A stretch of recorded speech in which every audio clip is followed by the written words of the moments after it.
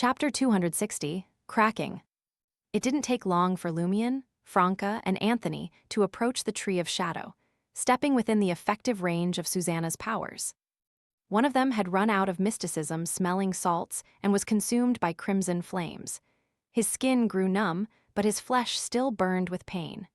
Another moved gracefully, constantly shifting positions. Every now and then, she would inhale the scent of the metal canister in her hand and let out a sneeze. The third employed the psychiatrist's placate ability to pacify his emotions and desires.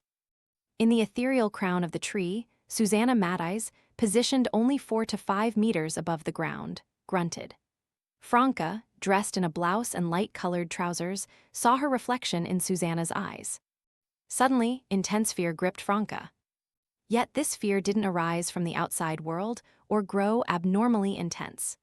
Rather, it originated from her understanding of the current situation and her desire to survive.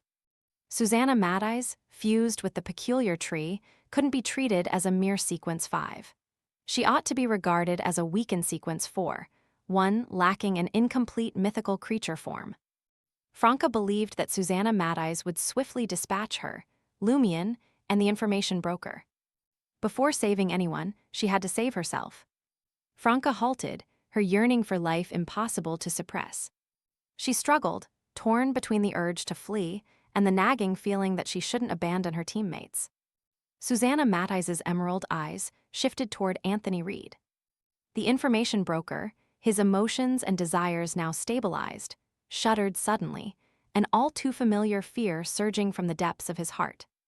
A spectator afflicted by severe mental deficiencies is all too easy to deal with.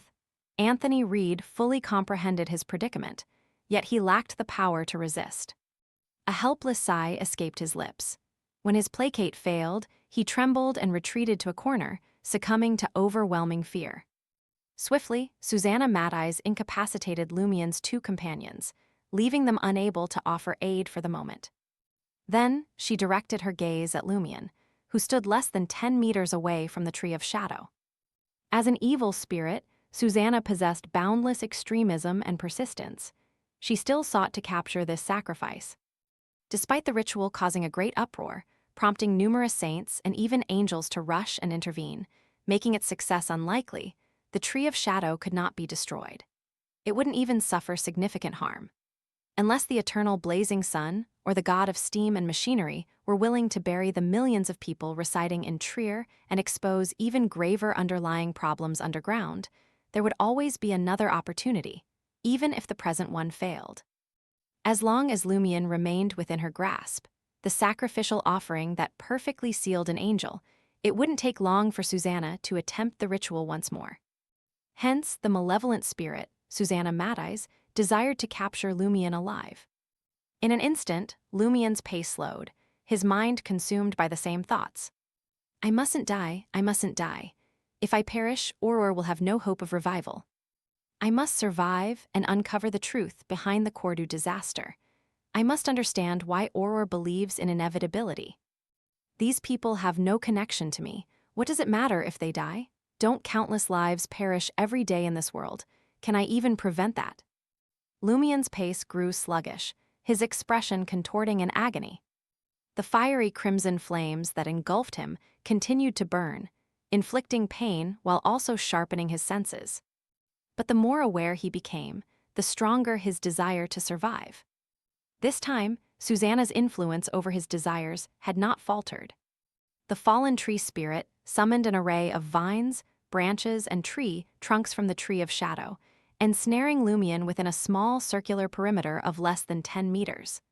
The once open space transformed into a dense, ancient forest teeming with vegetation. Damp, pale-hued flowers sprouted from the roots, vines, and branches, releasing odorless anesthetic gases that threatened to lull the surroundings into a deep slumber. In that moment, Lumion's yearning for life aligned with his other thoughts. To escape this dire predicament and survive, he had to press forward and defeat Susanna Matthijs. Lumion surged forward once more, gathering semi-illusory crimson flames behind him, spiraling them toward Susanna Matthijs, who hovered merely 4 meters above the ground. He didn't expect this assault to harm the fallen tree spirit.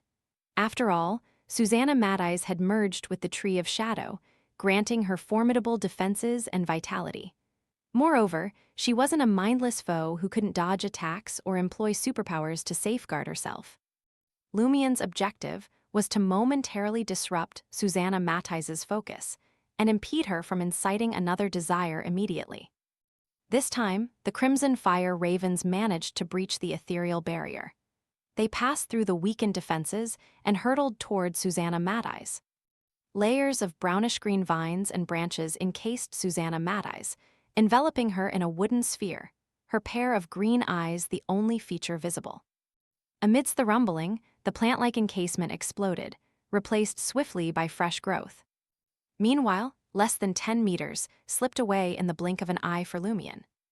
Vast amounts of slumberous gas corroded his body, but they were swiftly consumed and evaporated by the searing crimson flames. The charred scent of his flesh neutralized the remaining fumes, leaving only a small portion to infiltrate Lumien's nostrils. His thoughts slowed, his head spun, yet his movements remained unaffected for the time being. Harnessing his momentum, Lumien alternated between his left and right feet, launching a forceful kick against the brownish-green trunk.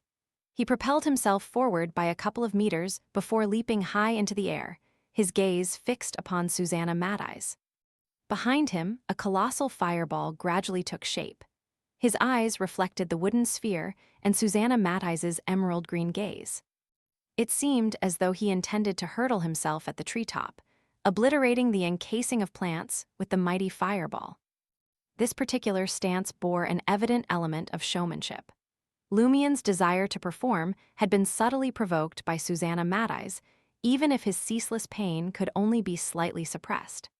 Susanna Mateyes grinned, allowing sharp brownish-green tree trunks to emerge from the surface of the encasement like a porcupine bearing its spikes, ready to impale any unsuspecting prey. Once Lumien sustained grave injuries, the vines and branches forming the sphere would unfurl, taking complete control of their captive. As the massive fireball solidified, Lumien began his descent. Yet instead of lunging at Susanna Mateyes, he regarded her with an air of superiority, eye to eye. Still, he refrained from attacking. He continued his descent. Susanna Mateyes wore a puzzled expression, perplexed by his failure to walk into her trap. Only when Lumien touched down below the treetop did he make his next move. The massive, incomplete fireball detonated, propelling him toward the trunk of the Tree of Shadow like a cannonball. In his left hand, he wielded Fallen Mercury, now adorned with cracks. Right from the start, Lumien hadn't set his sights on Susanna Mateyes, who possessed freedom of movement and the advantages of being a Sequence 5. It would be highly risky, with little chance of success and much danger involved. His sole objective was to strike the Tree of Shadow with Fallen Mercury, a single strike. Without the enhancement of Termiboros, Fallen Mercury alone wouldn't be enough to alter the fate of the brownish-green tree. However, Lumien was confident that Susanna Mateyes had fused to some extent with the Tree of Shadow. As the name, Fallen Tree Spirit, implied, a tree was necessary to embody a tree spirit. This understanding derived not only from Lumien's observations, but also from Franca's speculations and Susanna Mateyes' own admissions and actions. In essence, when Fallen Mercury pierced the Tree of Shadow, there was a strong possibility that it would alter the fate of Susanna Mateyes, who had merged with it, rather than the fate of the Tree of Shadow itself. Lumien's actions were intended to deceive Susanna Mateyes into overconfidence, ensuring she wouldn't impede his approach to the Tree of Shadow or hinder him from gathering a fireball for propulsion. And Susanna Mateyes' manipulation of his desire to perform only fueled Lumien's confidence further. Though acting was a waste of time and could potentially lead to missed opportunities, it also served as a cover for one's true intentions. With a loud crash, Lumien and Fallen Mercury collided with the brownish-green trunk. Ribs cracked, wrists snapped, his entire body battered by the explosion and impact, but he managed to drive the pewter-black dirk through the outer bark and into the second layer. As expected, Lumien didn't see the torrent of historical scenes. Instead, he sensed the illusionary river, shimmering with a mercury hue that belonged to Susanna Mateyes.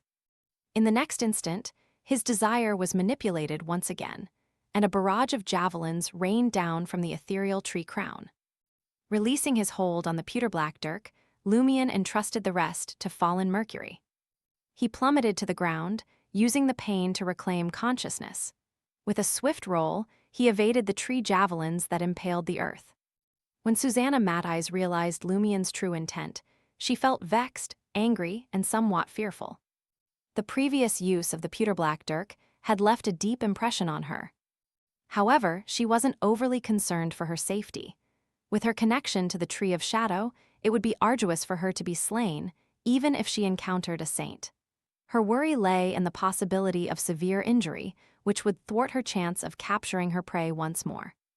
At that moment, fallen Mercury shattered into pewter-black fragments, silently descending to the ground. Long worn and weakened, it could no longer endure. However, its destruction also brought an end to the fate exchange, which should have taken several minutes to complete. It didn't stir any fate within Susanna Mateyes. It merely bestowed upon her the fate stored within the blade. Normally, this would be impossible as fallen Mercury had to adhere to corresponding rules. But now, shattered and fragmented, it couldn't care less. Susanna Mateyes froze, purple flames erupting from her body. Fallen Mercury had bestowed upon her the fate of the Tree of Shadow's root being consumed by an unseen underground fire. As a tree trunk akin to the Tree of Shadow, she couldn't escape this fate. In a mere second, the purple flames vanished, leaving Susanna Mateyes reduced to ashes, her eyes filled with disbelief and astonishment. A tree trunk erupted in flames, cracking and collapsing,